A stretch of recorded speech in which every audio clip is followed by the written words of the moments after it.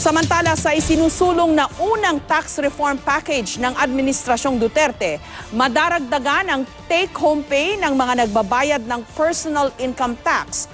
Pero babawiin naman ng gobyerno ang mawawalang kita nito sa ibang paraan na posible ring makaapekto sa mga consumer. May report si Lay Alvis. Kung hinihintay ang ipinangako ng Duterte administration na paggaba ng babayarang buwis ng mga manggagawa, dapat namang paghandaan ang pagtatanggal ng ilang value-added tax o VAT exemptions at ang ilang dagdag buwis. Ang ilan sa mga maaapektuhang produkto at serbisyo malapit sa bituka ng mga consumer. Halimbawa, posibleng tumaas ang electric bill dahil aalisan ng VAT exemption ang National Grid Corporation of the Philippines. Posible ding tumaas ang pamasahe sa barko dahil aalisan ng VAT exemption ang mga domestic shipping operators. Ang mga motorista, commuter at may balak bumili ng kotse, maaaring maramdaman ang planong adjustment ng excise tax sa mga produktong petrolyo at sa mga sasakyan. Ang gasolina halimbawa, itataas ang buwis mula 4 pesos and 35 centavos sa 10 pesos kada litro. Ang diesel na dati ay walang excise tax, papatawanan ng 6 pesos kada litro. Itataas pa raw muli ang excise tax rate sa mga ito ng 10% kada taon simula 2018. Pagdating sa sasakyan, maaaring maglaro mula 5 hanggang 60% ang excise tax rate na ipapataw dito. Ang mga dagdag buwis na ito, pambawi sa tinatayang 159 billion pesos na mawawala sa gobyerno kapag natuloy ang planong bawasan ang singil sa personal income tax. Perang maaaring pampondo raw sa mga programa ng gobyerno tulad ng mga infrastruktura.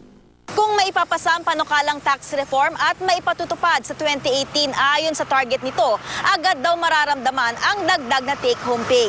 Pero hindi kaya mabaliwala lang ito kung tataas naman ang presyo ng mga bilihin?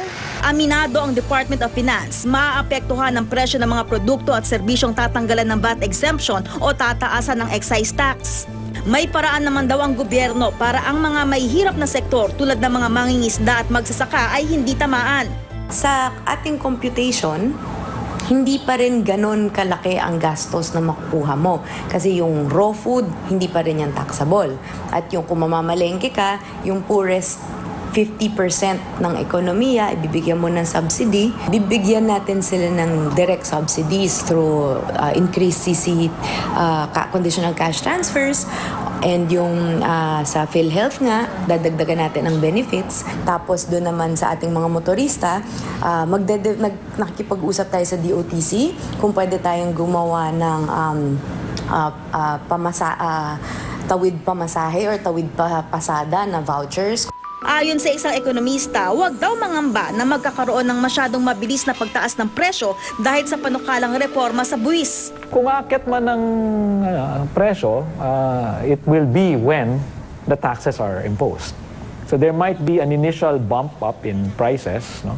But in terms of spiraling inflation, hindi siya mangyayari. Pero kahit pa bahagya lang daw ang itataas na halaga ng mga bilihin, tingin ng non-government think tank na Ibon Foundation, makakabutas pa rin ito ng bulsa ng maraming Pilipino. Iba yung halaga ng piso sa mahirap na pamilya, sa mayaman na pamilya. Yung isang mahirap na pamilya, kung saan siguro mga 70% ng Pilipinas ay nabibilang sa mga mahirap, yung dagdag na gastos na 1 piso, 10 piso, pabigat sa kanila yon. Paalala naman ng Tax Management Association of the Philippines, hindi pwedeng ang popular lang na panukala sa income tax ang ipasa ng mga mambabatas. If ang mangyayari, hindi maipasa yung revenue generating component nitong taxes nitong package na ito, then we will see a situation wherein simply this government cannot deliver what they promise in terms of the infrastructure spending and everything. Lay Alvis, GMA News.